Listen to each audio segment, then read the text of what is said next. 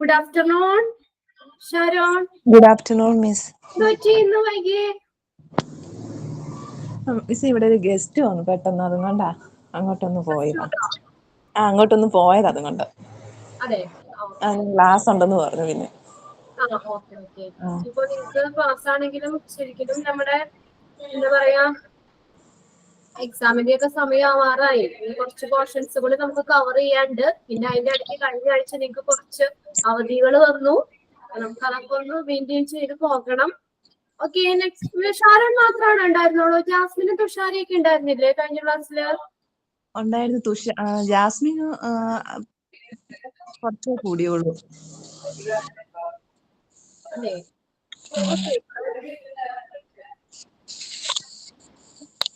Okay, നമുക്ക് എന്താ തുടങ്ങാം. ഇനിയിപ്പോ അവര് ജോയിൻ ചെയ്യുകയാണെങ്കിൽ ജോയിൻ ചെയ്യട്ടെ. Okay,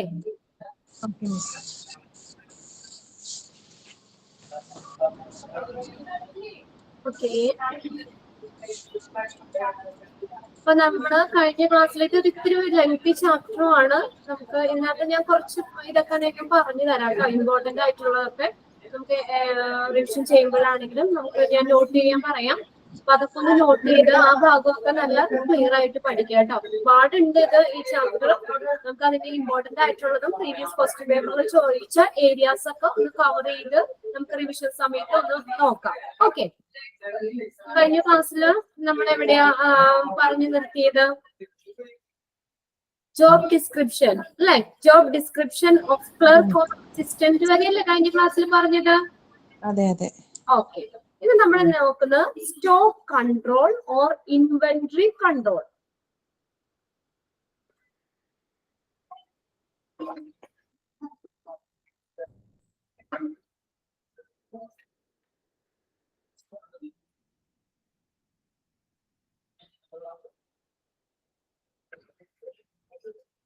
okay, stock control or inventory control. എന്താ ഇൻവെന്ററി കൺട്രോൾ അല്ലെങ്കിൽ സ്റ്റോക്ക് കൺട്രോൾ എന്ന് പറയുന്നത്? അതായത് ഒരു നമ്മുടെ ഒരു ഇൻവെന്ററി തലത്തില് ഒരു വെയർഹൗസ് എന്ന് വെച്ചാൽ സംഭരണശാല, വെയർഹൗസ് കൈകാര്യം ചെയ്യുന്ന ഒരു പ്രോസസ്. ഇതാണ് ഈ ഇൻവെന്ററി കൺട്രോൾ എന്ന് പറഞ്ഞാൽ. The process of managing companies warehouse in inventory level. Inventory തലത്തില് ഒരു കമ്പനിയുടെ വെയർഹൗസ് കൈകാര്യം ചെയ്യുന്നതിനെയാണ് ഈ സ്റ്റോക്ക് കൺട്രോൾ അല്ലെങ്കിൽ ഇൻവെന്ററി കൺട്രോൾ എന്ന് പറയുന്നത്. ഒന്ന് നോട്ട് ചെയ്തേ, ആ പ്രിന്റ് നോട്ടിൽ തന്നെ എഴുതി വെച്ചാൽ മതി. Inventory control, the process of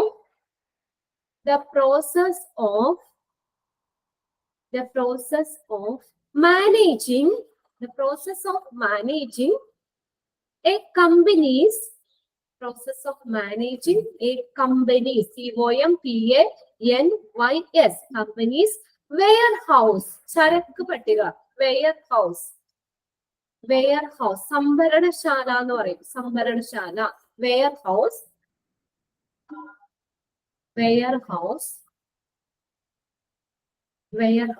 in inventory level. Warehouse in inventory level. എന്താണ് നമ്മൾ പറഞ്ഞ ഇൻവെന്ററി കൺട്രോൾ എന്ന് പറഞ്ഞാൽ the process of managing companies warehouse in inventory level. ഇതാണ് സ്റ്റോക്ക് കൺട്രോൾ അല്ലെങ്കിൽ ഇൻവെന്ററി കൺട്രോൾ എന്ന് പറയുന്നത്. ഇത് ജസ്റ്റ് ഒന്ന് വായിച്ചാൽ പാരഗ്രാഫ് ഒക്കെ ഒന്ന് വായിച്ചാൽ മതിയാവും. ഇതൊക്കെ അപ്പൊ ഇമ്പോർട്ടന്റ് ആയിട്ടുള്ള ഏരിയ പ്രത്യേകം നോട്ട് ചെയ്ത് നിങ്ങൾ പഠിക്കാം. ഓക്കെ, ഇൻവെന്ററി കൺട്രോൾ എന്ന് പറഞ്ഞാൽ what, when, how much to order, how much to store to make purchasing and storage expense at a minimum is called inventory control. അപ്പൊ ഇത് വേറൊരു ഇതായിട്ട് പറഞ്ഞേക്കുന്ന ഇൻവെന്ററി കൺട്രോൾ എന്ന് പറഞ്ഞാൽ what, when, how much to order, എന്ത്, എപ്പോഴ്, how much എത്ര മാത്രം ഓർഡർ ചെയ്യണം, അത് വാങ്ങണം, അതിന്റെ storage, how much to store to make purchasing and storage expense at minimum. സംഭരണ ചെലവ് എന്താക്കുക, മിനിമം ആക്കുക, കുറവാക്കുക, എത്ര സംഭരിക്കണം എന്നതാണ് ഇൻവെന്ററി കൺട്രോൾ എന്ന് പറയുന്നത്. എന്ത്, എപ്പോൾ, എങ്ങനെ ഓർഡർ ചെയ്യണം, വാങ്ങല് അല്ലെങ്കിൽ നമ്മള് സംഭരണ ചെലവ്, സ്റ്റോറേജ് ഓഫ് എക്സ്പെൻസ് എന്താക്കണം, കുറഞ്ഞ ആക്കുന്നതിന് വേണ്ടിയിട്ട് കുറയുന്നതിന് വേണ്ടിയിട്ട് എത്രത്തോളം സംഭരിക്കണം എന്നതിനെയാണ് ഇൻവെന്ററി കൺട്രോൾ എന്ന് പറയുന്നത്. It is a device of management which is used to sustain an economic investment in materials and products for the objective of obtaining a maximum financial return. പരമാവധി നമുക്ക് സാമ്പത്തിക വരുമാനം നേടുക എന്ന ലക്ഷ്യത്തിന് വേണ്ടിയിട്ട് മെറ്റീരിയലുകളും അതുപോലെ തന്നെ ഉൽപ്പന്നങ്ങളും സാമ്പത്തിക നിക്ഷേപം നിലനിർത്താൻ വേണ്ടി ഉപയോഗിക്കുന്ന മാനേജ്മെന്റിന്റെ ഒരു ഉപകരണമാണ് ഈ ഇൻവെന്ററി കൺട്രോൾ അല്ലെങ്കിൽ സ്റ്റോക്ക് കൺട്രോൾ എന്ന് പറയുന്നത്. എന്താ പറഞ്ഞത്? പരമാവധി നമ്മുടെ സാമ്പത്തിക വരുമാനം നേടുക, പരമാവധി ഇൻവെസ്റ്റ്മെന്റ് സാമ്പത്തിക വരുമാനം നേടുക എന്നുള്ള ലക്ഷ്യത്തിനായിട്ട് മെറ്റീരിയലുകളും അതുപോലെ ഉൽപ്പന്നങ്ങളും ഒക്കെ സാമ്പത്തിക നിക്ഷേപം നിലനിർത്താൻ വേണ്ടി ഉപയോഗിക്കുന്ന മാനേജ്മെന്റിന്റെ ഒരു ഉപകരണമാണ് ഇൻവെന്ററി കൺട്രോൾ എന്ന് പറയുന്നത്. ഇനി നോക്കിയുടെ goals of inventory control. Inventory കൺട്രോളിന്റെ ലക്ഷ്യങ്ങൾ എന്തൊക്കെയാണ്? Okay, to provide supplies available when needed to minimum constant operation. നിരന്തരമായിട്ടുള്ള പ്രവർത്തനങ്ങൾ നിലനിർത്താൻ ആവശ്യമായിട്ടുള്ളപ്പോൾ ലഭ്യമായിട്ടുള്ള സാധനങ്ങൾ നൽകുക. To provide supplies available when needed to maintain constant operation. നിരന്തരമായിട്ടുള്ള പ്രവർത്തനങ്ങൾ നിലനിർത്താൻ ആവശ്യമായിട്ടുള്ള ലഭ്യമായിട്ടുള്ള സാധനങ്ങൾ നൽകുക. രണ്ടാമത്തെ, to have a stock of goods when required through reduction or purchase. കുറയ്ക്കല്, റെഡ്യൂസ് ചെയ്യുക, കുറയ്ക്കല് അല്ലെങ്കിൽ വാങ്ങൽ വഴി ആവശ്യമുള്ള സാധനങ്ങളുടെ സ്റ്റോക്ക് ഉണ്ടായിരിക്കുക. Retail capital investment at a minimum level possible. സാധ്യമായിട്ടുള്ള ഏറ്റവും കുറഞ്ഞ ലെവലില് ക്യാപിറ്റൽ ഇൻവെസ്റ്റ്മെന്റ് നിലനിർത്തുക. Retail capital investment at the minimum level possible. സാധ്യമായിട്ടുള്ള ഏറ്റവും കുറഞ്ഞ ചെലവില് ലെവലില് ക്യാപിറ്റൽ ഇൻവെസ്റ്റ്മെന്റ് നിലനിർത്തുക. പിന്നെ ലാസ്റ്റ് പറഞ്ഞ establish controls for the production and distribution of inventory. സാധനങ്ങളുടെ ഉൽപാദനത്തിനും വിതരണത്തിനുമുള്ള നിയന്ത്രണങ്ങളൊക്കെ സ്ഥാപിക്കുക. എസ്റ്റാബ്ലിഷ് കൺട്രോൾസ് എന്തിനാ? For the production and distribution of inventory. Production and distribution of inventory, സാധനങ്ങളുടെയും ഈ ഉൽപാദനത്തിന്റെ ഒക്കെ വിതരണത്തിനും നിയന്ത്രണങ്ങൾ ഏർപ്പെടുത്തുക. ഇത്രയാണ് ഇൻവെന്ററി കൺട്രോൾസിന്റെ ഗോൾസ് എന്ന് പറയുന്നത്. ഇൻവെന്ററി കൺട്രോൾ എന്ന് പറഞ്ഞ എന്താ?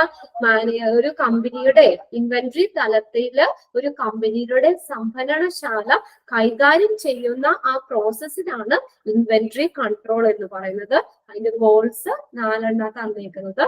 ഇമ്പോർട്ടന്റ് ആയിട്ടുള്ള ഏരിയാസ് കൂടുതൽ ഫോക്കസ് ചെയ്ത് പറഞ്ഞ് നോട്ട് ചെയ്ത് പോകാം കേട്ടോ.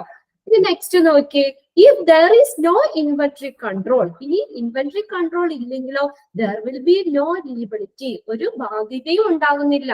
ഇൻവെന്ററി കൺട്രോൾ അവിടെ ഇല്ലെങ്കിൽ there will be no liability. ഒരു ബാധ്യതയും ഉണ്ടാകുന്നില്ല. Over stocking or under stocking of material. Over ആയിട്ട് സ്റ്റോക്ക് ചെയ്യുന്നത് അല്ലെങ്കിൽ അണ്ടർ സ്റ്റോക്കിംഗ് എന്ന് വെച്ചാൽ സ്റ്റോക്കിന്റെ കീഴിൽ of materials, loss of materials et cetera, and it release a lot of working capital. Reserve stock or buffer stock is the stock kept to provide uncertainties in the consuming rate or lead time of the material. അവിടെ ഒന്ന് underline ചെയ്തിട്ട് reverse stock എന്ന് പറയുന്നതിന് ഇത് buffer stock എന്നും പറയും. Buffer stock അധിക സംഭരണം, അധികമായിട്ടുള്ള സ്റ്റോറേജ് അല്ലെങ്കിൽ മെറ്റീരിയലുകളുടെ സ്റ്റോക്കിംഗ് ഉള്ള നഷ്ടം തുടങ്ങിയ ധാരാളം പ്രവർത്തനങ്ങൾ ഇതിനകത്ത് വരുന്നു. റിസർവ് സ്റ്റോക്കില് ധാരാളം പ്രവർത്തന മൂലധനങ്ങൾ ഉണ്ടാക്കുന്നു. റിവേഴ്സ് സ്റ്റോക്ക് അല്ലെങ്കിൽ ബഫർ സ്റ്റോക്ക് എന്ന് പറയുന്ന മെറ്റീരിയലിന്റെ ഒരു ഉപഭോഗത്തിന്റെ ലീഡ് സമയത്തിലോ അനിശ്ചിതത്വം നൽകാൻ സൂക്ഷിക്കുന്ന ഒരു സ്റ്റോക്കാണ് റിസർവ് സ്റ്റോക്ക് അല്ലെങ്കിൽ ബഫർ സ്റ്റോക്ക് എന്ന് പറയുന്നത്. അപ്പൊ അതിനകത്ത് ആ പാരഗ്രാഫിനകത്ത് ഒന്ന് അണ്ടർലൈൻ ചെയ്തേക്കേ. Is a stock kept to provide uncertainties in consuming rate or lead type of the material. Reorder level or reorder point is the stock level of any items in economic order, quantity, turns that can be disposed so that the order can arrive in the time to keep away from the stock out. Reorder level or reorder point എന്ന് പറയുന്നത് സാമ്പത്തിക അളവിലുള്ള ഏതെങ്കിലും ഒരു ഇനത്തിന്റെ ഒരു സ്റ്റോക്കാണ്. സാമ്പത്തിക അളവിലുള്ള ഏതെങ്കിലും ഒരു ഐറ്റത്തിന്റെ സ്റ്റോക്കാണ്. അതിനാൽ ഈ സ്റ്റോക്കിൽ നിന്ന് അകന്ന് നിൽക്കാൻ വേണ്ടിയിട്ട് കൃത്യസമയത്ത് ഓർഡർ നൽകും. അപ്പൊ ആ പാരഗ്രാഫിൽ ആ റിസർവ് സ്റ്റോക്ക് എന്നുള്ളത് ഒന്ന് അണ്ടർലൈൻ ചെയ്ത് തരാം കേട്ടോ. അതാണ് ഒരു ഇമ്പോർട്ടന്റ് ആയിട്ടുള്ളത്. അപ്പൊ അത് നോക്കിയോ, റിസർവ് സ്റ്റോക്ക് അല്ലെങ്കിൽ ബഫർ സ്റ്റോക്ക്. പിന്നെ ഇത് ഇമ്പോർട്ടന്റ് ആണ്. ഇത് ഒന്ന് ഇമ്പോർട്ടന്റ് ആണെന്ന് തന്നെ എഴുതി വെച്ചാൽ അത് ഇതിൽ നിന്ന് ചോദിക്കാറുണ്ട്. Kinds of order that is placed. അപ്പൊ 3 തരത്തിലുള്ള ഓർഡർ ആണ് വരുന്നത്. Kinds of order: cyclical anti system, fixed quantity system, two bin system. ഇതിന്റെ പേരുകൾ ഒന്ന് നോക്കി വെക്കണം. Kinds of order that is placed 3 തരത്തിലാണ് പറയുന്നത്. Cyclical anti system. Cyclical anti system. This system is fixed interval order of the periodic review system. എന്താ പറഞ്ഞേക്കുന്നത്? ഈ സിസ്റ്റം ഒരു അനുകാലിക അവലോകന സംവിധാനത്തിന്റെ നിശ്ചിത ഇടവേള ക്രമമാണ് സൈക്ലിക്കൽ ആന്റി സിസ്റ്റം എന്ന് പറയുന്നത്. This system is fixed interval order for the periodic review system. ഈ സിസ്റ്റം ഒരു അനുകാലിക അവലോകന സംവിധാനത്തിന്റെ ഒരു നിശ്ചിത ഇടവേളയിലുള്ള ക്രമമാണ്. ഫിക്സ്ഡ് ഇന്റർവെൽ ഓർഡർ ആണ് cyclical anti system. Fixed interval order of the periodic review system. ഇനി ഫിക്സ്ഡ് ക്വാണ്ടിറ്റി സിസ്റ്റം എന്ന് പറഞ്ഞാൽ എന്താ? This system is based on ordering fixed quantities at different intervals. എന്താ പറഞ്ഞേക്കുന്നത്? ഈ സംവിധാനം, ഈ ഫിക്സ്ഡ് ക്വാണ്ടിറ്റി സിസ്റ്റം എന്ന് പറയുന്നത് വ്യത്യസ്ത ഇടവേളകളില് നിശ്ചിത അളവില് ക്രമപ്പെടുത്തതിനെ അടിസ്ഥാനമാക്കിയുള്ളതാണ് ഫിക്സ്ഡ് ക്വാണ്ടിറ്റി സിസ്റ്റം. ഇതിന്റെ പേരുകൾ ഒന്ന് പഠിച്ചു വെക്കണം കേട്ടോ. This system is based on ordering fixed quantities at different interval. ഇനി ടു ബിൻ സിസ്റ്റം എന്ന് പറഞ്ഞാൽ എന്താ? when the items cannot be measured on the basis of any pre-agreed value or terms, the order will be placed on the basis of logical reasoning after inquiring the volume contained in the containing boxes. Example, plaster of Paris, gauze. Gauze എന്ന് പറഞ്ഞാൽ നെയ്തെടുത്ത ഇത്, goes മാസ്കുകൾ നെയ്തെടുത്ത ഇതിനാണ് goes എന്ന് പറയുന്നത്. പിന്നെ ട്യൂബിൻ സിസ്റ്റത്തിൽ എന്താ വരുന്നത്? മുൻകൂട്ടി സമ്മതിച്ച, അതാണ് പ്രീ എഗ്രീഡ് വാല്യൂ. മുൻകൂട്ടി സമ്മതിച്ച ഏതെങ്കിലും ഒരു മൂല്യത്തിന്റെയോ അല്ലെങ്കിൽ നിബന്ധനകളുടെയോ ഒക്കെ അടിസ്ഥാനത്തിൽ നമുക്ക് ഇനങ്ങൾ മെഷർ ചെയ്യാൻ, അളക്കാൻ കഴിയാത്തപ്പോൾ അടങ്ങിയിരിക്കുന്ന ബോക്സുകളിൽ അടങ്ങിയിരിക്കുന്ന വോളിയം, അത് എത്രത്തോളം വോളിയം ഉണ്ട്, ആ വോളിയം അന്വേഷിച്ചതിന് ശേഷം യുക്തിപരമായിട്ടുള്ള ഒരു ന്യായത്തിന്റെ അടിസ്ഥാനത്തിൽ ഓർഡർ നൽകും. അതാ ട്യൂബിംഗ് സിസ്റ്റം എന്ന് പറഞ്ഞു. When the items cannot be measured on the basis of any pre-agreed value, ഏതെങ്കിലും മുൻക്രമീകരിച്ച മൂല്യത്തിന്റെയോ അല്ലെങ്കിൽ ടേൺസ്, ഒരു നിബന്ധനകളുടെ അടിസ്ഥാനത്തിൽ നമുക്കത് അളക്കാൻ കഴിയാത്ത സമയത്ത് എങ്ങനെയാ അതിന്റെ അടങ്ങിയിരിക്കുന്ന ബോക്സുകൾ അതിന്റെ വോളിയത്തിനെ ബേസ് ചെയ്തതിനു ശേഷം യുക്തിപരമായിട്ടുള്ള ഒരു ന്യായത്തിന്റെ അടിസ്ഥാനത്തിൽ ഓർഡർ നൽകും. അതിനാണ് പ്ലാസ്റ്റർ ഓഫ് പാരീസ്, ഗോസ്, ഇതൊക്കെ ട്യൂബിംഗ് സിസ്റ്റത്തിൽ വരുന്നതാണ്. അപ്പൊ 3 പേരൊന്ന് നോട്ട് ചെയ്യണം. കൈൻഡ്സ് ഓഫ് ഓർഡർ ഏതൊക്കെയാണ്? 3 സിസ്റ്റം വരുന്നത്. കൈൻഡ്സ് ഓഫ് ഓർഡർ ഏതൊക്കെയാ? Cyclical anti system, fixed quantity system, next system. Okay, ഇതെല്ലാരും നിങ്ങൾ മാറി വരച്ച് പഠിക്കണ്ട. അതിനകത്ത് ഇമ്പോർട്ടന്റ് എന്ന് പറയുന്നതും നമ്മൾ നോട്ട് ചെയ്യാൻ പറയുന്നതും പ്രീവിയസ് ക്വസ്റ്റ്യൻ പേപ്പറിൽ ചോദിച്ചതും ഒക്കെ കൂടുതൽ ഫോക്കസ് ചെയ്ത് പഠിക്കാം കേട്ടോ. അത് ഞാൻ പ്രത്യേകം ആ ക്ലാസ്സിൽ നമുക്ക് റിവിഷൻ ചെയ്യുമ്പോഴാണെങ്കിലും പറഞ്ഞു തരാം. അപ്പൊ ആ ഏരിയ ഇപ്പൊ പഠിപ്പിക്കുമ്പോഴും ഇമ്പോർട്ടന്റ് ആണെന്ന് പറയുന്നതൊക്കെ നിങ്ങളൊന്ന് നോട്ട് ചെയ്തിടുക. ആ ഭാഗത്ത് നിന്നൊക്കെയാണ് കൂടുതൽ പ്രീവിയസ് ക്വസ്റ്റ്യൻ പേപ്പറിൽ ചോദിച്ചത്. മറ്റത് വായിക്കണ്ടെന്നല്ല, എന്നാലും ഇത് പഠിക്കാതിരിക്കരുത്. ഇമ്പോർട്ടന്റ് എന്ന് പറയുന്നത് കൂടുതൽ ഫോക്കസ് ചെയ്ത് പഠിക്കാൻ വേണ്ടിയിട്ട്. ഒരു വലിയൊരു ചാപ്റ്റർ അല്ലേ, അപ്പൊ നിങ്ങൾക്ക് തന്നെ ഇത് കുറെ കാണുമ്പോൾ പഠിക്കാനൊരു ഇത് തോന്നും. അപ്പൊ അതുകൊണ്ടാണ്. നോക്കിയേ, ഇനി ഡിഫറെന്റ് കൈൻഡ്സ് ഓഫ് സ്റ്റോറേജ്, ഇതും ചോദിക്കാറുണ്ട് കേട്ടോ. പല സ്റ്റോറേജുകൾ, ഇതിന്റെ പേരുകൾ തന്നെ നോട്ട് ചെയ്യണം. ഡിഫറെന്റ് കൈൻഡ്സ് ഓഫ് സ്റ്റോറേജ് ഏതൊക്കെയാണെന്നുള്ളത്. അപ്പൊ അതിനകത്ത് ഫസ്റ്റ് വരുന്ന ബൾക്ക് സ്റ്റോറേജ്. ബൾക്ക് എന്ന് പറഞ്ഞാൽ എങ്ങനെയാ? ഭയങ്കര ബൾക്കായിട്ട് സ്റ്റോർ ചെയ്യും. എക്സാമ്പിൾ ആയിട്ട് പ്രിന്റിംഗ് സ്റ്റേഷനറി, ഇതൊക്കെ ബൾക്ക് സ്റ്റോറേജിൽ വരുന്നതാണ്. First one bulk storage. രണ്ടാമത്തെയാണ് ഷെൽഫ് സ്റ്റോറേജ്, കുറച്ച് ഷെൽഫില് സ്റ്റോർ ചെയ്യുന്നു, അതാണ് ഷെൽഫ് സ്റ്റോറേജ് എന്ന് പറയുന്നത്. ബൾക്ക് എന്ന് പറഞ്ഞ ഒരു ഒരു കൂട്ടമായിട്ട്, ഒരു കൂമ്പാരമായിട്ട് സ്റ്റോർ ചെയ്യുന്നു, ബൾക്ക് സ്റ്റോറേജ്. പിന്നെ ഷെൽഫ് സ്റ്റോറേജ്. പിന്നെയാണ് ബിൻ സ്റ്റോറേജ്, ഇതായിട്ട് സ്മോൾ ഓപ്പൺ, ഈ ബിൻസ്, ഈ എന്താ പറയാ, ബിൻ സ്റ്റോറേജ്, ചെറിയ ചെറിയ ബിന്നുകള്, ഈ എന്തെങ്കിലും സ്ക്രൂസോ അങ്ങനെയുള്ള സാധനങ്ങളൊക്കെ എടുത്തു വെക്കാനായിട്ട്, നട്ട്സുകളോ ബോൾട്ടോ സ്ക്രൂ ഒക്കെ എടുത്തു വെക്കാൻ പറ്റുന്ന ചെറിയ ചെറിയ ബിന്നുകളിൽ സ്റ്റോർ ചെയ്ത് വെക്കുന്നു. ഓക്കെ, ആണ് ബിൻ സ്റ്റോറേജ്. പിന്നെ അടുത്താണ് technical environment storage. Example fridge, technical environment storage. പിന്നെ evaporate liquid storage. Evaporate liquid എന്ന് വെച്ചാൽ ഇവാപറേറ്റ് ചെയ്ത് പോകുന്ന ലിക്വിഡുകളുടെ സ്റ്റോറേജ്. എക്സാമ്പിൾ സ്പിരിറ്റ്, അതൊക്കെ നമ്മൾ കുറച്ച് തുറന്നു വെച്ചാൽ ഇവാപറേറ്റ് ചെയ്ത് പോകും. Evaporate liquid storage. പിന്നെ dangerous material storage. Example mercury, syntax, ഈ അപകടകരമായിട്ടുള്ള വസ്തുക്കൾ, അതാണ് ഡേഞ്ചറസ് മെറ്റീരിയൽസ്, അത് സ്റ്റോർ ചെയ്യുന്നത്. അതൊക്കെ ഓരോ എക്സ്പെരിമെന്റ്സ് കാര്യങ്ങളൊക്കെ കെമിക്കൽ ഒക്കെ യൂസ് ചെയ്യുന്നതാണ് കേട്ടോ. Dangerous material storage, mercury, Sintex എന്ന് പറയുന്നത് സജീവമായിട്ടുള്ള അപകടകരമായിട്ടുള്ള വസ്തുക്കളുടെ സ്റ്റോറേജ്. പിന്നെ വോളറ്റൈൽ, വോളറ്റൈൽ എന്ന് പറഞ്ഞാൽ അസ്ഥിരമായിട്ടുള്ള, easy evaporate at standard temperature, എന്ന് വെച്ചാൽ സാധാരണ താപനിലയിൽ എളുപ്പത്തിൽ ബാഷ്പീകരിക്കപ്പെടുന്നത്, സാധാരണ താപനിലയിൽ എളുപ്പത്തിൽ ബാഷ്പീകരിക്കപ്പെടുന്നതാണ് ഈ വോളറ്റൈൽ എന്ന് പറയുന്നത്. അപ്പൊ ഇതിന്റെ ഇതുപോലെ തന്നെ പേരുകൾ ഒന്ന് നോട്ട് ചെയ്ത് വെക്കുക. Different kinds of storage: bulk storage, shelf storage, bin storage, technical environment storage, evaporate liquid storage, dangerous material storage, volatile. കിട്ടിയോ ഉഷാരെ? ഏതൊക്കെയാണ് ഡിഫറെന്റ് കൈൻഡ്സ് ഓഫ് സ്റ്റോറേജ് വരുന്നത്? Bulk storage, printing and stationery, shelf storage, bin storage, technical എൻവയോൺമെന്റൽ storage, evaporative liquid storage, dangerous material storage, സ്ഥിരമായിട്ടുള്ളത്, സാധാരണ താപനിലയിൽ എന്താണ് എളുപ്പത്തിൽ ബാഷ്പീകരിക്കപ്പെട്ടു പോകുന്നതാണ് വോളറ്റൈൽ എന്ന് പറയുന്നത്. ഇനി അടുത്തത് ടൈപ്പ് ഓഫ് സ്റ്റോർ. ഇതും നോക്കണം.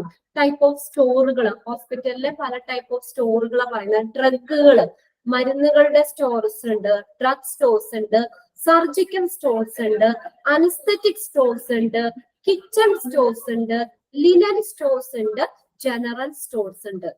ഈ ലിനൻ എന്ന് പറഞ്ഞാൽ ബെഡ് ലിനൻ സാധനങ്ങൾ, തുണികൾ, അങ്ങനെയുള്ള സാധനങ്ങളൊക്കെ സ്റ്റോർ ചെയ്യുന്നവയ്ക്ക് ലിനൻ സ്റ്റോർസുകൾ.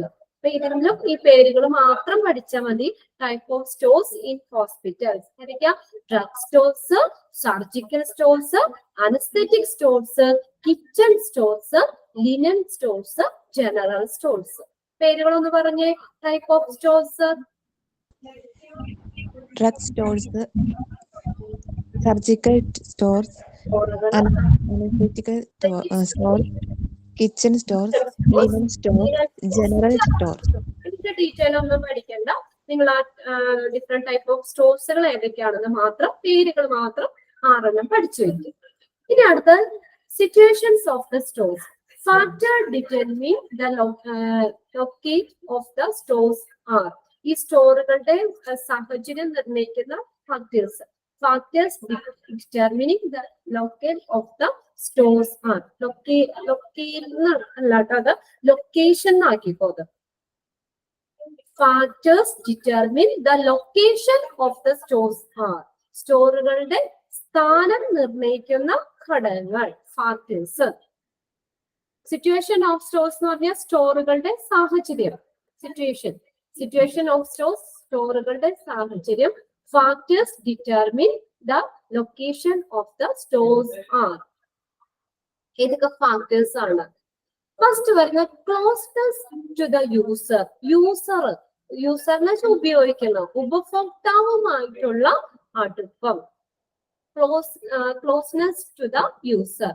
അപ്പൊ സ്റ്റോറുകളുടെ സാഹചര്യം നിർണ്ണയിക്കുന്ന അല്ലെങ്കിൽ ലൊക്കേഷൻ, സ്റ്റോറുകളുടെ ലൊക്കേഷൻ നിർണ്ണയിക്കുന്ന ഫാക്ടേഴ്സ്, ഘടകങ്ങളാണ്. ഫസ്റ്റ് വൺ എന്ന് പറയുന്നത് ക്ലോസ്നെസ് ടു ദ യൂസർ, യൂസറുമായിട്ടുള്ള അടുപ്പം.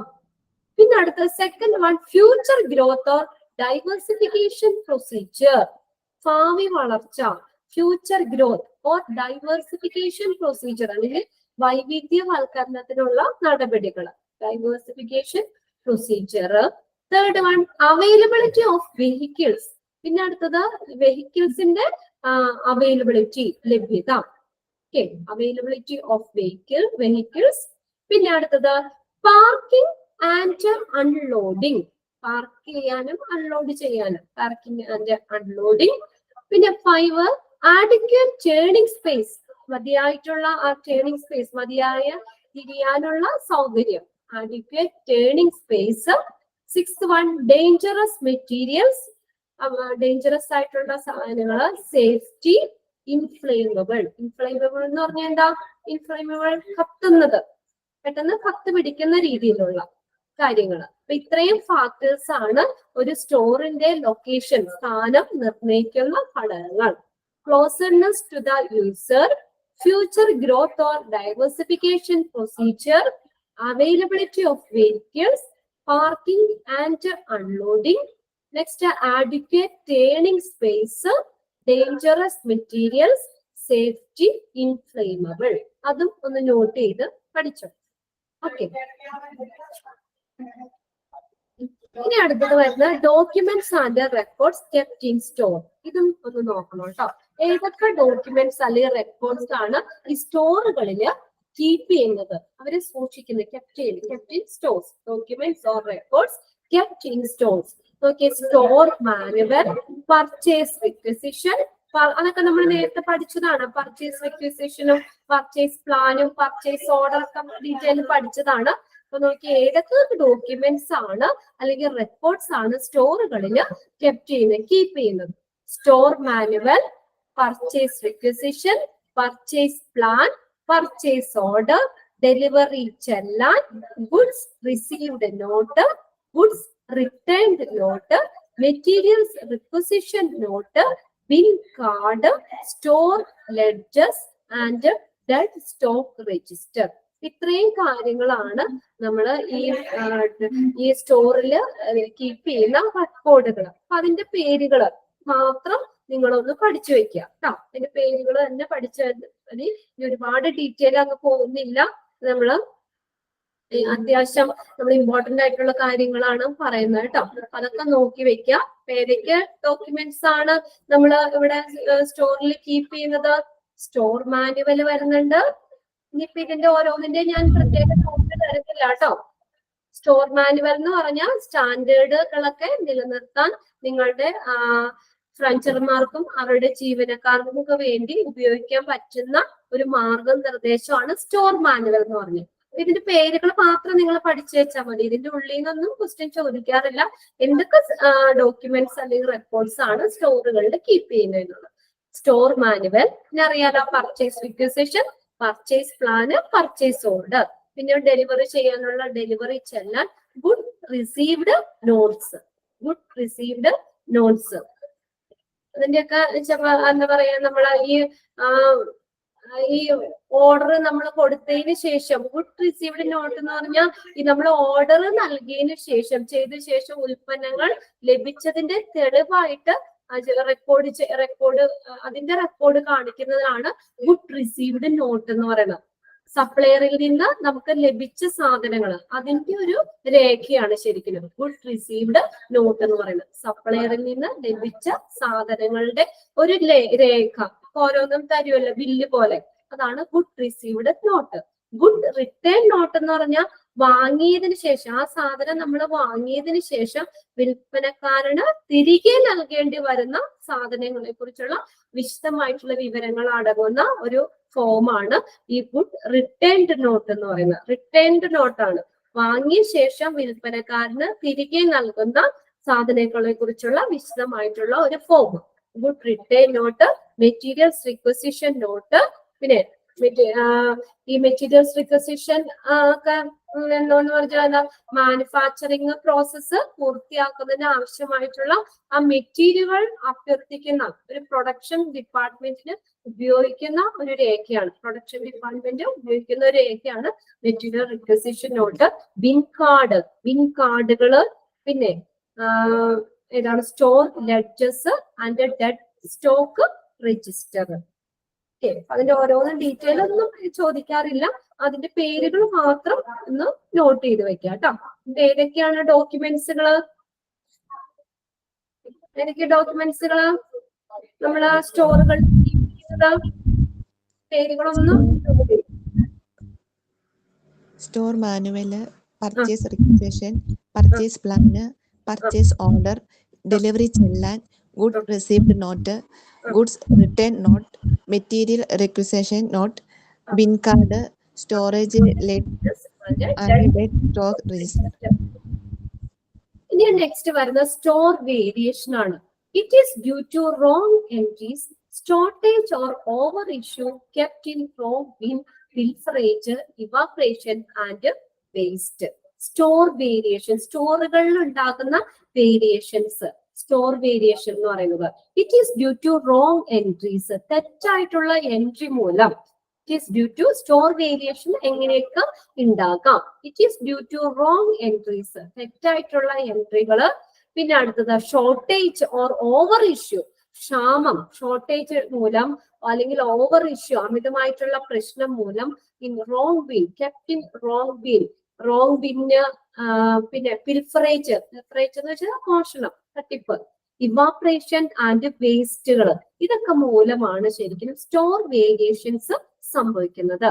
പിൽഫറേജ് എന്ന് പറഞ്ഞാൽ act of stealing thing of low value. എന്താ പറയാ, ഈ സ്റ്റോർ പിൽഫറേജ് എന്ന് പറയാൻ കുറഞ്ഞ വിലയിലുള്ള വസ്തുക്കൾ മോഷ്ടിക്കുന്ന പ്രവൃത്തി, അതിനാണ് പിൽഫറേജ് എന്ന് പറഞ്ഞത്. Act of stealing thing of low value, വില കുറഞ്ഞ സാധനങ്ങൾ മോഷ്ടിക്കുന്ന ഇതാ പിൽഫറേജ്.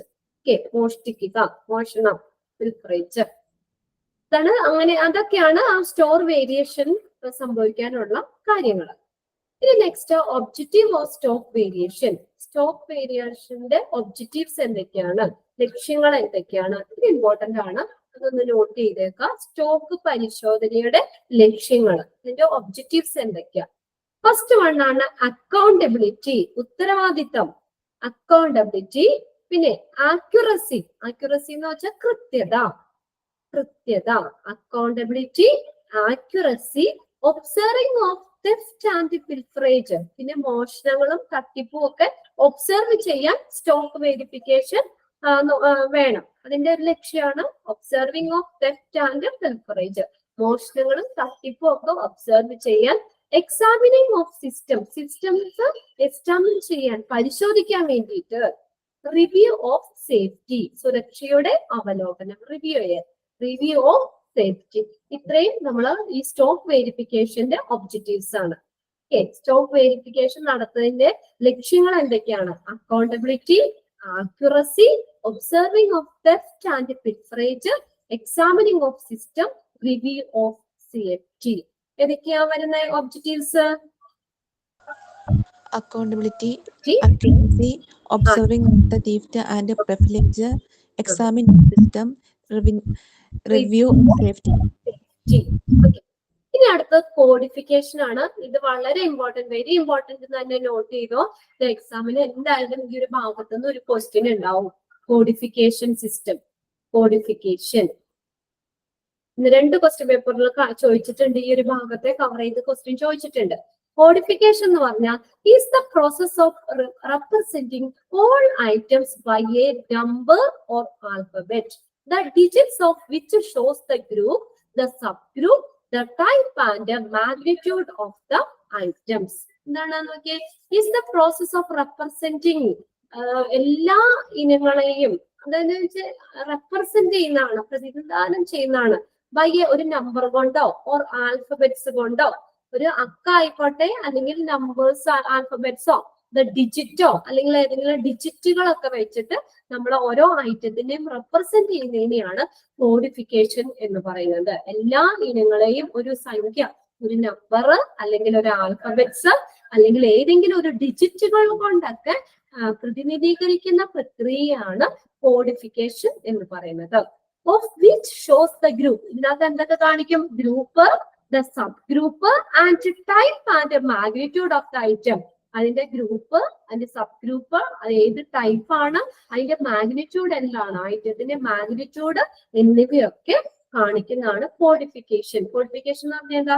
ക്രോഡീകരണം എന്ന് മലയാളത്തിൽ പറയും. ക്രോഡീകരണം. അപ്പൊ കോഡിഫിക്കേഷൻ എന്ന് പറഞ്ഞാൽ is the process of representing all items by a number. എല്ലാ ഐറ്റത്തിനെയും ഒരു നമ്പർ വെച്ചിട്ടോ ആൽഫബറ്റ്സ് വെച്ചിട്ടോ ഡിജിറ്റ്സ് ഒക്കെ വെച്ചിട്ടോ റെപ്രസെന്റ് ചെയ്യുന്നതിനെയാണ് ക്രോഡീകരണം അല്ലെങ്കിൽ കോഡിഫിക്കേഷൻ എന്ന് പറയുന്നത്. ഇനി കോഡിഫിക്കേഷൻ സിസ്റ്റം ഉണ്ട്. ഇത് വളരെ ഇമ്പോർട്ടന്റ് ആണ് കേട്ടോ. കോഡിഫിക്കേഷൻ സിസ്റ്റം പേജുകൾ നോക്കിയാൽ numerical codification system, next alphabetic codification system, alpha numerical system, decimal system, Kodak system, Brisch system. അങ്ങനെ 6 കോഡിഫിക്കേഷൻ സിസ്റ്റം വരുന്നത്. നമ്പറിനെയോ എന്തെങ്കിലും ഒരു ഐറ്റത്തിനെ നമ്മൾ നമ്പർ വെച്ചിട്ടോ ആൽഫബറ്റ്സ് വെച്ചിട്ടോ ഡിജിറ്റ്സ് ഒക്കെ വെച്ചിട്ട് റെപ്രസെന്റ് ചെയ്യുന്നതിനാണ് കോഡിഫിക്കേഷൻ എന്ന് പറയുന്നത്. കോഡിഫിക്കേഷൻ സിസ്റ്റത്തിനെ 6 ക്ലാസിഫൈ ചെയ്തിട്ടുണ്ട്. Numerical codification system first one ആണ്. Numerical codification system. Numerical codification system എന്ന് പറഞ്ഞാൽ providing number to understand the group. ഒരു ഗ്രൂപ്പിനെ മനസ്സിലാക്കാൻ നമ്മൾ നമ്പർ ആണ് അവിടെ കൊടുക്കുന്നത്. പിന്നെ സ്റ്റോർ, ഓക്കെ, സ്റ്റോർ എന്നാണ് അവിടെ, സ്റ്റോർ എന്നാണ് അവിടെ എഴുതിയേക്കുന്നത്. Store, STORE, store. അപ്പൊ ഒരു ഗ്രൂപ്പിനെ മനസ്സിലാക്കാൻ നമ്പർ പ്രൊവൈഡ് ചെയ്യുന്നതിനെയാണ് ന്യൂമറിക്കൽ കോഡിഫിക്കേഷൻ സിസ്റ്റം. ന്യൂമറിക്കൽ എന്ന് പറഞ്ഞ പേര് കേൾക്കുമ്പോ അറിയാലോ, നമ്പർ ആണ്. എക്സാമ്പിൾ നോക്കി, 099 അത് സർജിക്കൽ ഐറ്റത്തിന് കാണിക്കുന്നതാണ്. 099 എന്ന് പറഞ്ഞ എന്താ? അത് പഠിച്ചവർക്ക് ആ കോഡ്, മെഡിക്കൽ റെക്കോർഡ്, ആ കോഡ് ഒക്കെ പഠിച്ചവർക്ക് അറിയാൻ പറ്റും. 099 എന്ന് പറഞ്ഞ ഡിജിറ്റ് റെപ്രസെന്റ് ചെയ്യുന്നത് സർജിക്കൽ ഐറ്റത്തിനെയാണ്. സർജിക്കൽ ഐറ്റം ആണ് 099 ചെയ്തേക്കുന്നത്. അപ്പൊ അവിടെ എന്താ? ന്യൂമറിക്കൽ കോഡിഫിക്കേഷൻ സിസ്റ്റത്തിൽ നമ്പർ ആണ് അവിടെ ഓരോ ഐറ്റത്തിന്റെയും സ്റ്റോർ ചെയ്തേക്കുന്ന ഐറ്റത്തിനെ റെപ്രസെന്റ് ചെയ്യാനായിട്ട് ഉപയോഗിക്കുന്നത്. ക്ലിയർ ആയോ? Numerical codification system providing number to understand the group in A store. ഒരു സ്റ്റോറിലെ ഗ്രൂപ്പിനെ മനസ്സിലാക്കാനായിട്ട് നമ്പർ ആണ് ഉപയോഗിക്കുന്നത്. എക്സാമ്പിൾ ആയിട്ട് 0 to 99 എന്ന് പറഞ്ഞ എന്താ? സർജിക്കൽ ഐറ്റത്തിന് കാണിക്കുന്നതാണ്. ഇത് രണ്ടാമത്തെയാണ് ആൽഫബറ്റിക്കൽ സിസ്റ്റം. അപ്പൊ അവിടെ ഏതായിരിക്കും യൂസ് ചെയ്യണത്? ആൽഫബറ്റ്സ് ആണ് യൂസ് ചെയ്യുന്നത്. Okay, alphabets are used to codify the material. ഈ മെറ്റീരിയൽസിനെ കോഡിഫൈ ചെയ്യാനായിട്ട് ആൽഫബറ്റുകളാണ് അവിടെ ഉപയോഗിക്കുന്നത്. First 3 letters used. കണ്ടോ, അതിൽ ഓരോന്നിന്റെ ഫസ്റ്റ് 3 ലെറ്റർ, 3 ലെറ്റർ ഉപയോഗിക്കുന്നത്. എക്സാമ്പിൾ ആയിട്ട് സർജിക്കൽ ഇൻസ്ട്രുമെന്റ്സ്, സർജിക്കൽ ഇൻസ്ട്രുമെന്റ് കാണിക്കാൻ SUR എന്നും കൂടി ഉണ്ട് കേട്ടോ.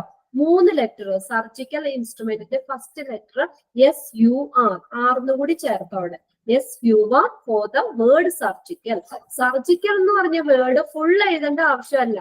SUR എന്ന് എഴുതി കഴിഞ്ഞാൽ ഒരു കോഡാണ്, അത് മനസ്സിലാക്കുക. അതെന്താ? സർജിക്കൽ ഐറ്റത്തിനെ കാണിക്കുന്നതാണ്. ഓക്കെ, സർജിക്കൽ ഐറ്റത്തിനെ കാണിക്കുന്ന ആൽഫബറ്റിക് കോഡിംഗ് സിസ്റ്റം ആണത്. ആൽഫബറ്റ്സ് ആണ് അവിടെ യൂസ് ചെയ്യുന്നത്. മറ്റേ സർജിക്കൽ ഐറ്റത്തിന്റെ നമ്പർ കോഡിഫിക്കേഷൻ സിസ്റ്റത്തിൽ 0 to 99 ആയിരുന്നു കാണിച്ചത്. ആ നമ്പർ കണ്ടു കഴിഞ്ഞാൽ സർജിക്കൽ ഐറ്റം ആണെന്ന് മനസ്സിലാക്കാം. ഇവിടെ ആൽഫബറ്റിക്കൽ സിസ്റ്റത്തിൽ ആൽഫബറ്റ്സ് ആണ് ഓരോന്നിന്റെയും ഓരോ ഐറ്റത്തിന്റെയും റെപ്രസെന്റ് ചെയ്ത് നമ്മൾ മനസ്സിലാക്കാൻ ഉപയോഗിക്കുന്നത്. അപ്പൊ അതില് മൊത്തം എഴുതാനുള്ള മൊത്തം ആൽഫബറ്റ്സ് അവിടെ എഴുതുന്നില്ല. ഫസ്റ്റ് 3 ലെറ്റർ മാത്രമേ ഉപയോഗിക്കുന്നുള്ളൂ. എക്സാമ്പിൾ ആയിട്ട് പറയുകയാണെങ്കിൽ സർജിക്കൽ ഇൻസ്ട്രുമെന്റ്സ്, സർജിക്കൽ ഐറ്റത്തിന് നമ്മൾ SUR എന്ന് എഴുതും. ഇനി നോക്കിയേ, ആൽഫ ന്യൂമറിക്കൽ സിസ്റ്റം എന്ന് പറഞ്ഞ രണ്ടും ഉണ്ട്. ആൽഫബറ്റ്സും ഉണ്ട്, ന്യൂമറിക്കൽ സിസ്റ്റം ഉണ്ട്. നോക്കിയേ, it is the combination of alphabetical and numerical system. ആൽഫബറ്റിലെയും ന്യൂമറലിന്റെയും കോമ്പിനേഷൻ ആണ് ആൽഫ ന്യൂമറിക്കൽ സിസ്റ്റം എന്ന് പറയുന്നത്. Use alphabets to show main groups and numbers for subgroup or vice versa. നോക്കിയാൽ എങ്ങനെയാ? Alphabets to show the main group. Main ഗ്രൂപ്പിനെ കാണിക്കാനായിട്ട് alphabet അവിടെ ഉപയോഗിക്കും. ആൻഡ് സബ് ഗ്രൂപ്പിനെ കാണിക്കാനായിട്ട് and numbers for sub group, sub ഗ്രൂപ്പിനെ കാണിക്കാൻ നമ്പറും ഉപയോഗിക്കുന്നത്. ഓക്കെ, അപ്പോ മെയിൻ ഗ്രൂപ്പ് ആൽഫബറ്റ്സിനെ കാണിക്കാനും നമ്പേഴ്സ് എന്ന് പറഞ്ഞത് അത് സബ് ഗ്രൂപ്പിനെ കാണിക്കാനും വേണ്ടിയിട്ടാണ്. Okay, that is alpha numerical system. It is the combination of alphabetical and numerical system. രണ്ടിന്റെയും ആൽഫബറ്റിന്റെയും ന്യൂമറിന്റെയും കോമ്പിനേഷൻ ആണ് alpha numerical system. Use alphabets to show. Alphabets എന്തിനാ? മെയിൻ ഗ്രൂപ്പിനെ കാണിക്കാൻ ഉപയോഗിക്കുന്നു, നമ്പർ സബ് ഗ്രൂപ്പിനെ കാണിക്കാൻ ഉപയോഗിക്കുന്നു. അവിടെ വേണമെങ്കിൽ ഒരു എക്സാമ്പിൾ, ഇവിടെ ഇതിന്റെ എക്സാമ്പിൾ തന്നിട്ടില്ല, ഒരു എക്സാമ്പിൾ എഴുതിയെടുത്തേ. JJHF 47. അപ്പൊ JJHF എന്ന് പറയുന്നത് എന്താ പറയാ, അത് അവിടെ ആൽഫബറ്റ്സ് മെയിൻ ഗ്രൂപ്പിനെ കാണിക്കാനായിട്ട് ആൽഫബറ്റ്സ് ഉപയോഗിച്ചു, JJHF എന്ന് പറയുന്നത്. ഇനി ആൻഡ് സബ് ഗ്രൂപ്പിനെ കാണിക്കാൻ 47 എന്ന് പറയുന്നത് നമ്പറുമാണ്. ഓക്കെ, ഇനി അടുത്ത ഡെസിമൽ സിസ്റ്റം ആണ്. ഡെസിമൽ സിസ്റ്റം നാലാമത്തെ. അപ്പൊ എന്തായിരിക്കും അവിടെ യൂസ് ചെയ്യുന്നത്? ഡെസിമലുകളായിരിക്കും യൂസ് ചെയ്യുന്നത്. It is use of decimal to represent the item. ഒരു ഐറ്റത്തിനെ റെപ്രസെന്റ് ചെയ്യാൻ ഡെസിമൽ ആണ് യൂസ് ചെയ്യുന്നത്. എക്സാമ്പിൾ നോക്കിയേ, 15.1432. അത് ഒരു ഐറ്റം, അത് ഏതാണെന്ന് ഇവിടെ പറഞ്ഞിട്ടില്ല കേട്ടോ.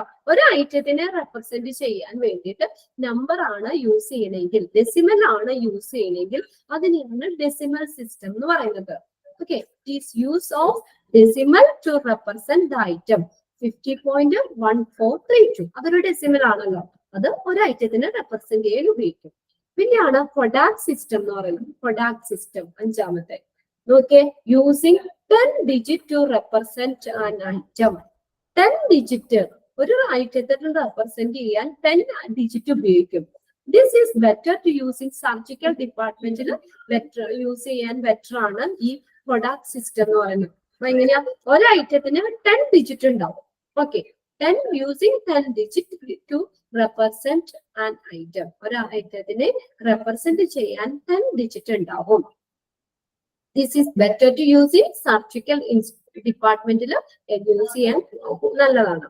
ഇനി ലാസ്റ്റ് 6th വൺ എന്ന് പറഞ്ഞാൽ ബ്രിഡ്ജ് സിസ്റ്റം ആണ്. Using 7 digit. ഇങ്ങനെയാ എക്സാമിന് ചോദിക്കുന്നത്. In which of the following system, codification system using 7 digit to represent the specific item? ഏത് കോഡിഫിക്കേഷൻ സിസ്റ്റത്തിലാണ് 7 ഡിജിറ്റ് ഒരു ഐറ്റത്തിനെ റെപ്രസെന്റ് ചെയ്യാൻ ഉപയോഗിക്കുന്നത്? ബ്രാക്കറ്റില് decimal system, Kodak system, bridge system, alphabetic system എന്നൊക്കെ ഉണ്ടാവും. അപ്പൊ നോക്കുക, 7 ഡിജിറ്റ് ഒരു ഐറ്റത്തിനെ റെപ്രസെന്റ് ചെയ്യാൻ ബ്രിഡ്ജ് സിസ്റ്റത്തിനാണ് ഉപയോഗിക്കുന്നത്. Bridge system, bridge system using 7 digit to represent a specific item. It is based on numerical system. Example, നോക്കിയേ ഇവിടെ തന്നേക്കുന്നത് 7 ഡിജിറ്റ് 1.02.00.00. അത് ഏതിനെയാ? മെഡിക്കൽ എക്യുപ്മെന്റിനെ റെപ്രസെന്റ് ചെയ്യാൻ വേണ്ടി ഉപയോഗിക്കുന്നതാണ്. ഓക്കെ, അങ്ങനെ 7 ഡിജിറ്റ് ഇല്ലേ, 2, 4, 6, 7 7 ഡിജിറ്റ് ഉപയോഗിച്ച് ഒരു ഐറ്റത്തിനെ റെപ്രസെന്റ് ചെയ്യുന്ന ബ്രിഡ്ജ് സിസ്റ്റം ആണ്. ഇതിനകത്ത് വളരെ ഇമ്പോർട്ടന്റ് ആണ് കേട്ടോ. ഇത് 6 നിങ്ങൾ പഠിച്ചു വെക്കണം. ഏതൊക്കെയാ നോക്കാം. നമ്മുടെ ന്യൂമറിക്കൽ കോഡിഫിക്കേഷൻ സിസ്റ്റത്തിൽ എന്താ യൂസ് ചെയ്യണത്? ന്യൂമറിക്കൽ കോഡിഫിക്കേഷൻ സിസ്റ്റത്തില് നമ്പേഴ്സ്, ഒരു ഐറ്റത്തിനെ റെപ്രസെന്റ് ചെയ്യാൻ നമ്പേഴ്സ് ആണ് അവിടെ യൂസ് ചെയ്യുന്നത്. ആൽഫബറ്റിക് സിസ്റ്റത്തിലോ alphabetical. ആൽഫബറ്റ് എത്ര ലെറ്റർ ഉണ്ടാവും? ഫുൾ ആൽഫബറ്റ് കിട്ടുമോ? ഇല്ല, 7. ഫസ്റ്റ് 3 ലെറ്റർ ഉണ്ടോ? ഫസ്റ്റ് 3 ലെറ്റർ മാത്രമേ യൂസ് ചെയ്യുള്ളൂ. എക്സാമ്പിൾ സർജിക്കൽ, സർജിക്കൽ എന്ന് കാണിക്കാൻ ഫുള്ള് ആൽഫബറ്റ്സ് ഉണ്ടാവും. ഫസ്റ്റ് 3 ലെറ്റർ മാത്രം എഴുതിയാൽ മതി. പിന്നെ ആൽഫ ന്യൂമറിക്കൽ സിസ്റ്റത്തിലോ കോമ്പിനേഷൻ ആണ് രണ്ടിന്റെയും, ആൽഫബറ്റിന്റെയും ന്യൂമറിന്റെയും കോമ്പിനേഷൻ ആയിട്ട് വരുന്നതാണ് ആൽഫ ന്യൂമറിക്കൽ സിസ്റ്റം എന്ന് പറയുന്നത്. പിന്നെ ഡെസിമൽ സിസ്റ്റം എന്ന് പറയുന്നത്, അപ്പൊ അതിനകത്ത് ആൽഫ ന്യൂമറിക്കൽ സിസ്റ്റത്തിന് ഈ മെയിൻ ഗ്രൂപ്പിനെ കാണിക്കാൻ ആൽഫബറ്റ്സും അതിന്റെ സബ് ഗ്രൂപ്പിനെ കാണിക്കാൻ നമ്പേഴ്സും ആണ് അവിടെ യൂസ് ചെയ്യുന്നത്. ഇനി ഡെസിമൽ സിസ്റ്റത്തിനകത്ത് എന്താണ്? ഡെസിമൽ ആണ് ഒരു ഐറ്റത്തിനെ കാണിക്കാൻ, ഏതെങ്കിലും ഡെസിമൽ അതായിരിക്കും ഒരു ഐറ്റത്തിനെ കാണിക്കാൻ വേണ്ടി ഉപയോഗിക്കുന്നത്. ഇനി കൊഡാക് സിസ്റ്റം എന്ന് പറഞ്ഞാൽ അതിനകത്ത് 10 ഡിജിറ്റ് ആണ് ഒരു ഐറ്റത്തിനെ കാണിക്കാൻ ഉപയോഗിക്കുന്നത്. Using 10 digit to represent an item, that is Kodak system. പിന്നെ അടുത്ത ബ്രിസ് സിസ്റ്റം എന്ന് പറഞ്ഞു കഴിഞ്ഞാൽ 7 ഡിജിറ്റ് ആണ് ഒരു ഐറ്റത്തിനെ ഒരു റെപ്രസെന്റ് ചെയ്യാൻ ഉപയോഗിക്കുന്നത്. ഇത് ക്ലിയർ ആയോ? ക്ലിയർ ആയി മിസ്സേ. ഓക്കെ, ഇമ്പോർട്ടന്റ് ആയിട്ടുള്ളത് പ്രത്യേകം നിങ്ങൾ നോട്ട് ചെയ്ത് പഠിക്കുക കേട്ടോ. ഈ ചാപ്റ്ററിന് ചിലപ്പോ 2-3 ക്വസ്റ്റ്യൻ ഒക്കെ ഉണ്ടാവുള്ളൂ, 10-22 പേജോളം ഉണ്ട്. അപ്പൊ ഇമ്പോർട്ടന്റ് ആണെന്ന് പറയുന്നത് പ്രത്യേകം നോട്ട് ചെയ്ത് തന്നെ നിങ്ങൾ പഠിച്ചു വെക്കുക. ഓക്കെ, എന്തായാലും ഫുള്ളൊക്കെ ചോദിക്കാൻ പറ്റില്ല. ഓരോ ചാപ്റ്ററിൽ നിന്നൊക്കെ 2-3 ക്വസ്റ്റ്യൻ ഒക്കെ ഉണ്ടാവുള്ളൂല്ലോ എക്സാമിന്, മെയിൻ എക്സാം വരുമ്പോഴത്തേക്കും. സെയിം ചാപ്റ്റേഴ്സ് കവർ ചെയ്യണ്ടേ, അതുകൊണ്ട് ഇമ്പോർട്ടന്റ് ഏരിയ പ്രത്യേകം പഠിച്ചു വെക്കും. അപ്പൊ ഇനി നെക്സ്റ്റ് വരുന്ന ബ്ലഡ് ഗ്യാസ് അനലൈസർ കണ്ട അവിടെ കണ്ടോ കുറച്ചായിട്ട് തന്നേക്കുന്നതാണ്. 7 ഡിജിറ്റിന്റെ തന്നേക്കണം. 1.02, 0.01, 0.00 blood gas analyser. Blood gas BGA എന്നും കൂടി ഉണ്ട് കേട്ടോ അവിടെ ബ്രാക്കറ്റില്. BGA blood gas analyser. 1.02, 0.01, 0.001 അത് മോഡൽ BGA3. ഇതൊന്നും അങ്ങോട്ട് ചോദിച്ചിട്ടൊന്നുമില്ല. പിന്നെ ബോയിൽ സപ്പാറ്റസ് പെയിന്റഡ് മോഡൽ അതാണ് 1.02, 0.02, 0.00 അനസ്തെറ്റിക് മെഷീന്റെ ഒക്കെ. അപ്പൊ ബ്ലഡ് സിസ്റ്റം എന്ന് പറഞ്ഞാൽ 7 ഡിജിറ്റ് ആണ് ഒരു ഐറ്റത്തിനെ റെപ്രസെന്റ് ചെയ്യാൻ വേണ്ടിയിട്ട് ഉപയോഗിക്കുന്നത്.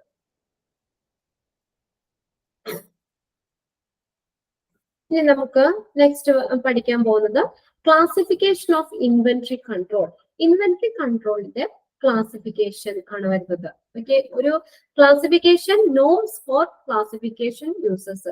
ഒരു ഉപഭോഗം അനുസരിച്ച് നമ്മുടെ യൂസ് അനുസരിച്ച് ഉപയോഗം അനുസരിച്ച് ക്ലാസിഫിക്കേഷൻ ചെയ്യാനുള്ള ഒരു ക്രൈറ്റീരിയ ആണ്.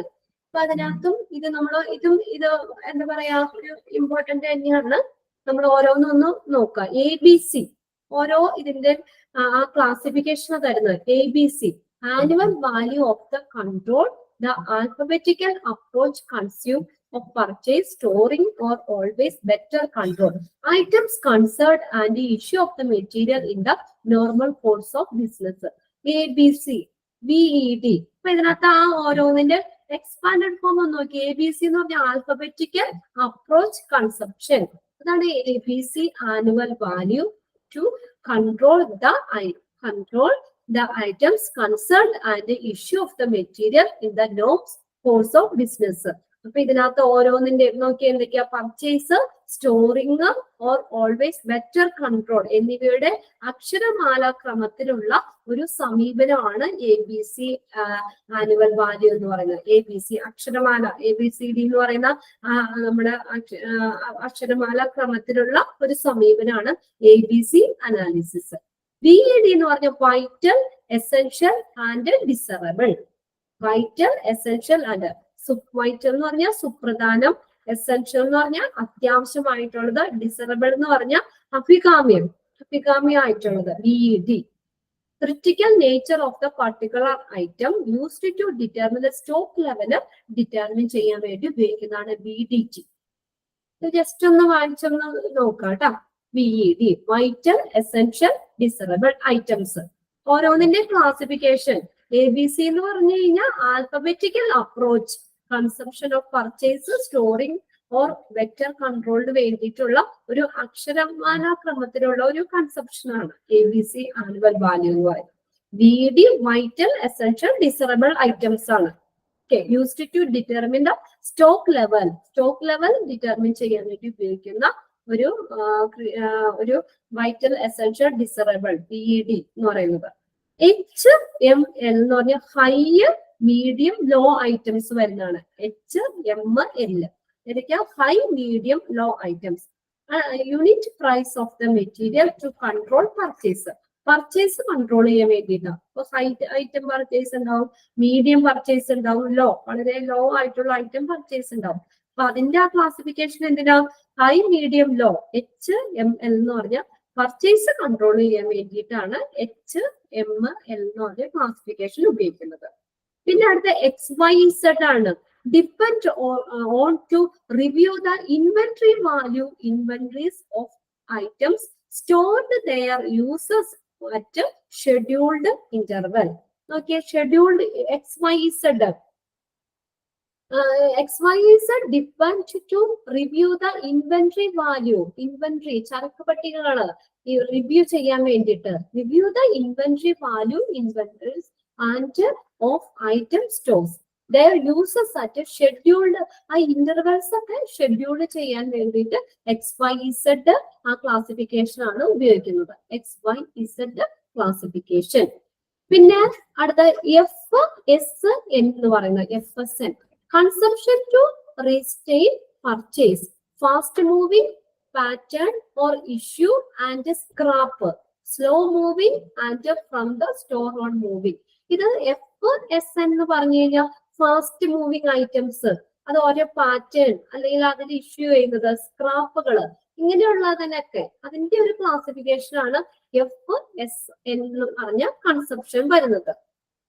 ഫാസ്റ്റ് മൂവിങ് സിറിഞ്ചുകള്, അതൊക്കെ നമ്മള് ആ ഒരു ഇതിൽ നിന്ന് from the stores on moving, ആ സ്റ്റോറിൽ നിന്ന് നീക്കം ചെയ്യപ്പെടുന്ന സാധനങ്ങൾ, അതിന്റെ ഒരു ക്ലാസിഫിക്കേഷൻ FSN എന്ന് പറഞ്ഞ ക്ലാസിഫിക്കേഷനിൽ വരുന്നതാണ്. പിന്നെയാണ് SDE എന്ന് പറയുന്നത്, purchasing problems, lead time. SDE purchase problem, അത് എന്തിനാണെന്ന് നോക്കിയേ, scarce to attain to, regard to, analyzed and difficult to get availability of the items, purchasing and easy to strategies. SDE എന്ന് പറഞ്ഞു കഴിഞ്ഞാൽ വിശകലന വിദഗ്ധരെ സംബന്ധിച്ചിടത്തോളം നേടുന്നത് അതൊരു വളരെ ഒരു ദുർബലമായിട്ടുള്ള കാര്യമാണ്. എളുപ്പത്തിൽ നേടിയെടുക്കാൻ കഴിയുന്ന സാധനങ്ങളുടെ ലഭ്യത പ്രയാസമാണ്. എളുപ്പത്തിൽ ഈസി ടു അറ്റൈൻ ചെയ്യാനുള്ള സ്ട്രാറ്റജീസ്, അത് ഒരു ഇത്തിരി ബുദ്ധിമുട്ടുള്ള കാര്യമാണ്. Purchasing and easy to attain, difficult to get availability of the item, purchasing and easy to attain. പിന്നെയാണ് GOLF എന്ന് പറയുന്നത്, government ordinary local and foreign purchase. അത് എന്ന് പറഞ്ഞാൽ source of the material to plan the purchase strategies. Purchase സ്ട്രാറ്റജീസിന്റെ ആസൂത്രണം ചെയ്യുന്നതിനുള്ള മെറ്റീരിയലിന്റെ ഉപയോഗം GOLF. Government ordinary local foreign purchase ഒക്കെ GOLF എന്ന് പറഞ്ഞ ക്ലാസിഫിക്കേഷനിൽ വരുന്നതാണ്. പിന്നെ SOS എന്ന് പറഞ്ഞാൽ seasonal and of seasonal items. ഓരോ സീസണിൽ അവൈലബിൾ ആയിട്ടുള്ളതും അല്ലെങ്കിൽ സീസണിൽ ലഭിക്കാത്തതുമായിട്ടുള്ള ഐറ്റംസ്, അത് SOSൽ വരുന്നതാണ്. Season of the item to plan the purchasing storing strategy. വാങ്ങൽ സംഭരണ തന്ത്രങ്ങൾ ആസൂത്രണം ചെയ്യാനുള്ളതാണ്. അതാണ് സീസണൽ, കാലാനുസൃതമായിട്ടാണ് ഓരോ സീസണിനെ ബേസ് ചെയ്തിട്ട് വരുന്നതാണ് SOS എന്ന് പറയുന്നത്. SOS ഇതിന്റെ പേരുകളൊക്കെ ജസ്റ്റ് ഒന്ന് നോക്കി വെച്ചാൽ മതി കേട്ടോ. പിന്നെയാണ് VE item, vital and normal. Vital and normal, vital and normal. Okay, VEIN. Okay, vital and normal, importance of purchase to restrain essential important equipment. Okay, vital and normal എന്ന് പറഞ്ഞാൽ പർച്ചേസിൽ ഇമ്പോർട്ടന്റ് ആണ്, ഒരു ക്ലാസിഫിക്കേഷൻ ആണ് ഇത് vital and normal എന്ന് പറയുന്നത്, VEIN. പിന്നെ അടുത്താണ് RAM എന്ന് പറയുന്നത്, RAM, reliability, availability and maintenance.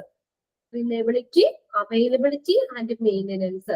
Rely on service of the equipment to plan purchase factor and functioning and maintenance capacity of the equipment. ഉപകരണങ്ങളുടെ സേവനത്തെ ആശ്രയിച്ചിരിക്കുന്നതാണ് RAM എന്ന് പറഞ്ഞത്.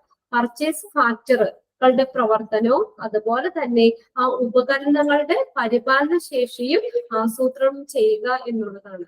അപ്പൊ ഇതിന്റെയൊക്കെ ആ ഒരു എക്സ്പാൻഡഡ് ഫോം പോലെ നിങ്ങളൊന്ന് നോക്കി വെച്ചാൽ മതി കേട്ടോ. ഇനി നെക്സ്റ്റ് ABC അനാലിസിസ്, അത് ഇമ്പോർട്ടന്റ് ആയിട്ട് പഠിക്കണം. അത് ഓരോ ഇതിനകത്തും വരുന്നതാണ്. അത് ഇത്ര ഡീറ്റെയിൽ ആയിട്ട് A ഐറ്റംസ് ഏതൊക്കെയാണ്, B ഐറ്റംസ്, C ഐറ്റംസ് ഏതൊക്കെയാണെന്നുള്ളത് അത് ഇമ്പോർട്ടന്റ് ആയിട്ട് പഠിക്കേണ്ടതാണ്.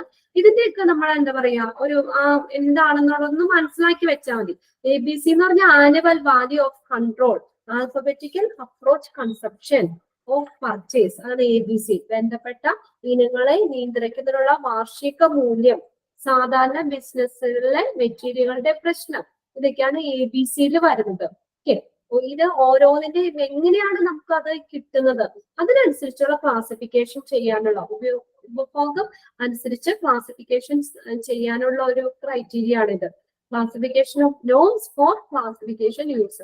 നമുക്ക് അത് എങ്ങനെയാണ് ഉപയോഗിക്കുന്നത് അതനുസരിച്ച് ക്ലാസിഫിക്കേഷൻ ചെയ്യാനുള്ളതാണ്.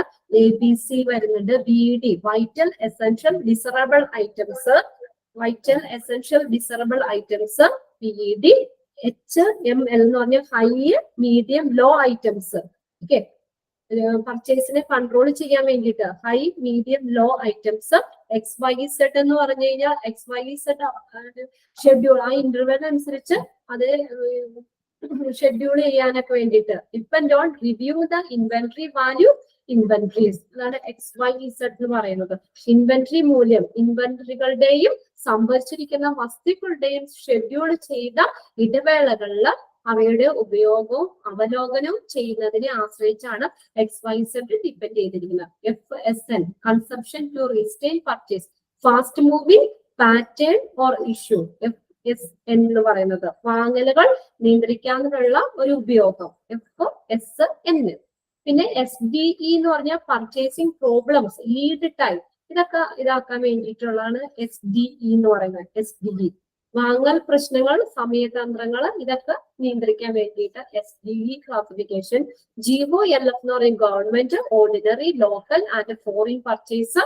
പിന്നെ SOS എന്ന് പറഞ്ഞ ഓരോ സീസണില് seasonal and of seasonal purchase, ചില പ്രത്യേക ഇത് സീസണിൽ ലഭ്യമാകുമല്ലോ, അങ്ങനെയുള്ള ഐറ്റംസ്. BEI എന്ന് പറഞ്ഞാൽ vital and normal items. RAM എന്ന് പറഞ്ഞാൽ reliability, availability and maintenance. Okay, ഇത്രയും കാര്യങ്ങൾ ഇന്നെടുത്തത് ഒന്ന് വായിച്ചു വെക്കുക കേട്ടോ. ഇതിനകത്ത് ഈ 10 അതിന്റെ എന്താന്നുള്ളതൊന്ന് മനസ്സിലാക്കി വെച്ചാൽ മതി. നെക്സ്റ്റ് ക്ലാസിഫിക്കേഷൻ ആണ് നമുക്ക് ഇമ്പോർട്ടന്റ് ആയിട്ട് എപ്പോഴും ചോദിക്കാറ് കേട്ടോ. ABC analysis, A item, B item, C items, അതിന്റെ അഡ്വാൻറ്റേജുകളും അത് എക്സാമിന് ചോദിക്കാറുണ്ട്. പിന്നെ ഇതിനകത്ത് ഞാൻ പറഞ്ഞത് കോഡിഫിക്കേഷൻ സിസ്റ്റം അത് പഠിക്കണം. ഓരോന്നിന്റെയും കോഡിഫിക്കേഷൻ സിസ്റ്റം നോക്കുക. ഒബ്ജക്റ്റീവ്സ്, സ്റ്റോക്ക് വേരിഫിക്കേഷൻ, കോഡിഫിക്കേഷൻ എന്താണെന്നുള്ളതും ഇത്രയും കാര്യങ്ങളൊക്കെ ഒന്ന് വായിച്ച് വെക്കുക കേട്ടോ. ഇത്തിരി ബുദ്ധിമുട്ടാണ്, ഞങ്ങൾക്ക് അറിയാം. തേർഡ് മൊഡ്യൂള് നമുക്ക് തേർഡ് ഫോർത്തും മറ്റത് വെച്ച് നോക്കുമ്പോൾ പെട്ടെന്ന് അങ്ങോട്ട് വായിച്ച് മനസ്സിലാവുന്നതല്ല. എങ്കിലും ഇമ്പോർട്ടന്റ് ആണെന്ന് പറയുന്ന കാര്യങ്ങൾ ഒക്കെ ഒന്ന് പ്രത്യേകം നോട്ട് ചെയ്ത് പഠിക്കാം. പിന്നെ കുറച്ച് ക്വസ്റ്റ്യൻ പേപ്പർ നമുക്ക് റിവിഷൻ സമയത്ത് ചെയ്യാം. ഓക്കെ, ക്ലാസ് ഒന്ന് വൈൻഡപ്പ് ചെയ്തോട്ടെ.